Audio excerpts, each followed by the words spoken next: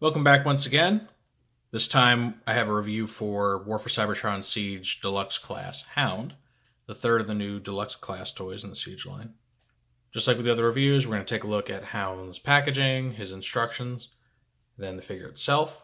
I have some previous incarnations of Hound from fairly recent years that we're going to compare him to, just to see how much they've really done to this toy, to distinguish it from past attempts and bring it back more in line with his original design. And then after I've taken a look at the toy, I'll give my thoughts on it and then leave it up to you whether or not you think it's worth adding to your collection. All right, let's get started. All right, so the front of Hound's box is nothing new. You have all the logos. You have his name here, Autobot Hound. It's got the whole Autobot prefix because the word Hound is pretty hard to copyright. He's War for Cybertron Siege number 9. Over here, we have artwork of Hound, which is also extremely interesting because if you look at his head design closely, you will see that that's not Hound's head design. And a lot of really eagle-eyed Transformers fans have already made the connection that that is actually almost a dead ringer for the head design of Cybertron Defense Hotshot all the way back from the Transformers Cybertron toy line. So that's got a lot of speculation going on. It seems obvious, obviously it wasn't intended for this head to be used by the artist when doing the artwork, which means that there is, an alternate head in the Hound mold, which seems to be intended for, potential hotshot release down the road. Whether or not we'll see it in this toy line, or even if it comes to be, is unknown. There have been pre-tooled alternate heads made for toys in recent years that never actually saw the light of day.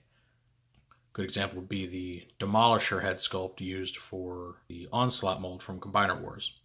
Never ended up getting used. So we'll see if this pans out in anything. Personally, I would love to see Hotshot get brought into the G1 universe, help expand it. That's something you've already kind of seen with the Ultra Magnus design, where, in case you don't already know, the vehicle mode is based off of 2001 Robots in Disguise Ultra Magnus, or Car Robots God Magnus for you Japanese fans out there. So I'm hoping this does turn into something and isn't just a one-off error that we never see anything from again. But time will tell. Alright, back of the box. You have Hound in his robot and vehicle modes. Converts in 14 steps, which is kind of average in the middle. Shows him interacting with Lionizer, Battle Masters. This side, nothing special. Same old promo art for the Siege toy line. Top and bottom, nothing significant. Hound's instructions are standard fare compared to the other deluxe classes we looked at so far. The renderer for the instructions got the head right, so no new surprises there. Though I wouldn't have been shocked because there have been plenty of examples in the past of instructions accidentally giving away alternate heads for certain molds. Much more often than the box art does. But anyway, you open it up. Got Hound's instructions for robot to vehicle mode. You have the instructions for combining his multiple different weapons and weapon pieces into what's called an HD Vector Beam Mega Blaster. Channeling some Mega Man vibes there. But pretty cool looking, long rifle. So it's a pretty cool looking long rifle type weapon, and it shows them connecting it to his shoulder there. Though I imagine it would also look really great just being wielded as a handheld weapon. On the back, shows off Cog's interactivity with the Battle Masters again. And then gives us the lowdown on his individual weapons. The one, it's the RT-11 Infrared Electroscope Launcher. There's that one there. It's the weapon that also more commonly goes on his shoulder to mimic his original design. And then his longer gun is the W5 Hollow Beam Refraction Blaster. And it seems to also include that little drum attachment there by default. And then, you have the stats for each one. You got the weapon strength, accuracy, and I still don't know if this is supposed to be range or rate of fire. Somebody feel free to fill me in on that one if you know. All right, here's Hound's vehicle mode. And just like Sideswipe, it's meant to be some sort of a hybrid between an alien vehicle and his classic vehicular form. Which is supposed to be like a military Jeep or Humvee type vehicle.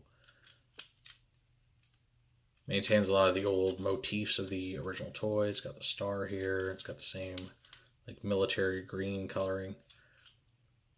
The weapons by default are mounted on the top here, and then that drum goes on the back to form what looks to be like some kind of like a tank or maybe spare tire.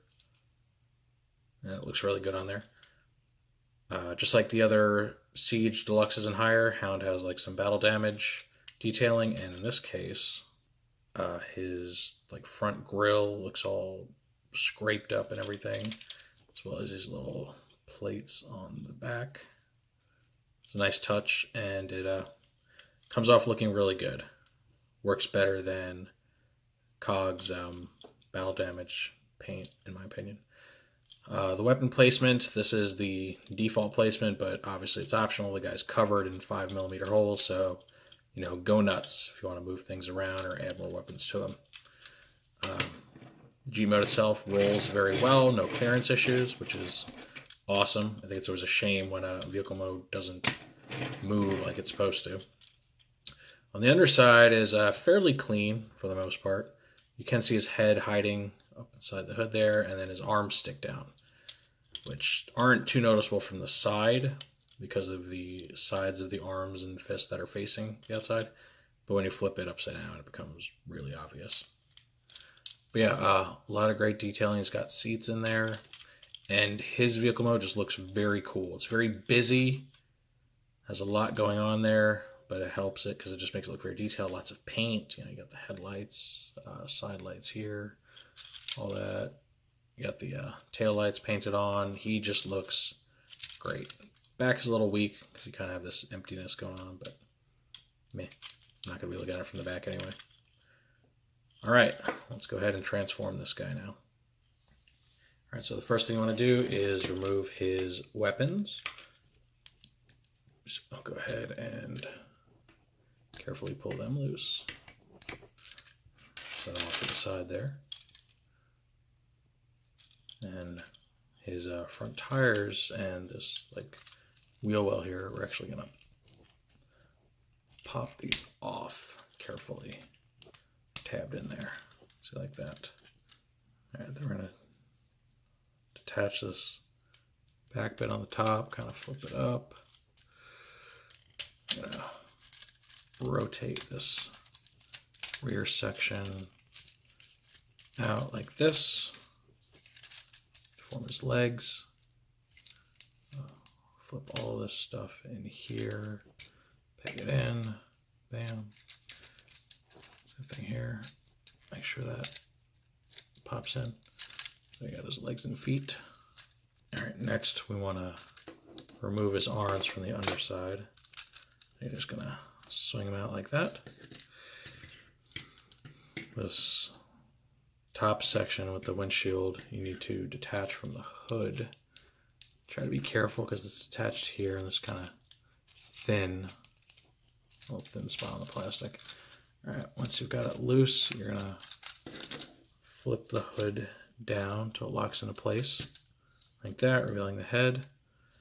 Swing this bit all the way up inside and then swing this down till it's supposed to peg in there. It doesn't like to. I think the hole's a little too small, but press it really hard. It should stay in place like that. Then you just rotate the arms, rotate the fists in a more natural position. Same on this side. All right. And finishing touch, just make sure these shoulder panels press in nice and snugly right there. Make sure they're fully connected. All right, here's Hound's robot mode. It's very boxy, very thick looking, which is the way Hound's supposed to look. It's got the classic grill chest going on. Nice star designs on his shoulders, and which are cool because he's got these contact points here for fire blast effects. And when they painted or tampoed the stars on, they made sure that they like neatly rose up with that. So it looks very natural, very cool. All right, the shoulders are on a combo swivel and hinge. Hips are on the same thing. He lacks a thigh swivel, which is surprising because most of the other toys in this line have that. So he can't like rotate his legs in and out very much. Standard hinge for the knee, and then he has some very basic level ankle tilt, but it's not really great. It's basically just two positions. It's like this angle and then really unnatural angle. So he is like kind of the least posable toy in this first deluxe wave. It's a shame. I don't know why. Oh yeah, and his head can turn, but not very well because of the panel behind it. So just be aware of that. And waist swivel. So yeah, I mean, more articulate than a lot of deluxes in the past, but definitely less than his wave mates, which is weird.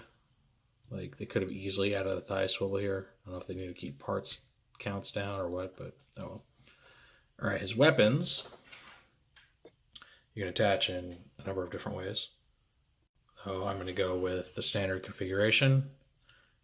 Attach this to his shoulder via the 5mm hole there. Give him his classic shoulder hollow projector thing. And then this long rifle and the drum, you're going to connect by sticking the drum into the rifle right here in the slot. And just like that backpack of his, it doesn't really like to stay put, so you got to really squeeze it. And just give it to him there. Boom. Look at that. And you have this really awesome Hound figure. And he does such a good job of channeling the original Hound toy that I think it would be hard to argue that he wouldn't be the definitive Hound for a Generation 1 collection, if that's what you're aiming for. But if you're curious to see how he stacks up against the other Hounds that have come out more recently, let's go ahead and take a look at those. All right, so on the left here, we have 2008 Universe Hound, and on the right, we have Combiner Wars Hound. And you can see all three of these toys are very different looking. The Universe Hound was made as sort of a reimagining of Hound's design, like a modern update to it, very much in the same vein as the Transformers Classic series. Even though he was released in the Universe toy line, he was kind of released under that Classics umbrella. That's why he shares that aesthetic. He's much brighter color, changes a lot of the looks of the character, and he's extremely smooth. This toy has very little surface sculpting really going on, which contrasts sharply with the very busy sculpt work of the other two toys. He also lacks the ability to really properly mount this weapon onto his shoulder to give that classic look. So, for a lot of people that want the original Hound toy, he really is not it. The Combiner Wars Hound, I think, serves as honestly an even worse interpretation of the character. He doesn't really carry over any of the old design cues, aside from being able to attach his weapon to his shoulder. But his portions are very strange, considering he really is just a new head retool of Swindle from Combiner Wars. He doesn't have the typical grill chest, even though they do add these painted details to mimic it a little bit. They kind of look like headlights on his chest there. So I've never considered him like the go-to Hound toy. He serves purely as if you want Hound to be a combiner limb. It's about it. So, for me, he kind of ranks up there with like Combiner Wars Ironhide, where I would never consider the toy itself to be a great Ironhide, but if you want to combine it with Ironhide in it for your display, it works. But then again, these are all my subjective opinions. Maybe you don't agree, but I think it is pretty objective to say that the new Siege Hound has the most in common with the original design.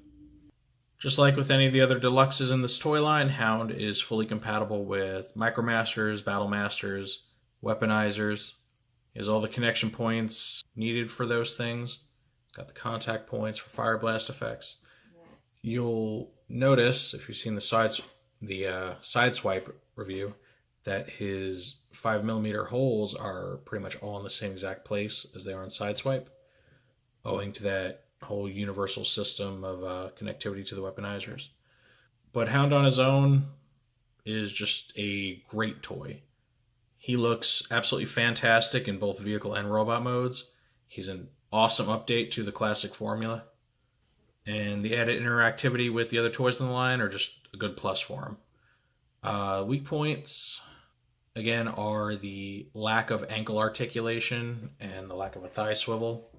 In the past, I wouldn't have even hit a toy for this, but when you see the fact that his wave mates have this capability and he's just kind of the odd one out there, I kind of have to, dock him for it, because it seems like they were just trying to cut costs or something. There's no reason he couldn't have those things. But again, that doesn't ruin my opinion on this toy. I think he's absolutely great. He's by far my favorite Hound toy that I have. His proportions are really good. His vehicle mode is integrated very well into his robot mode and vice versa. And I think he's totally worth picking up. Battle damage looks great on the grill. It's got some on the shins there. Just looks like a very seasoned veteran of a million-year war. But that's my take on him. What do you think of the toy? Do you think he's worth picking up? Feel free to let me know in the comments down below. If you like this review, go ahead and hit the like button.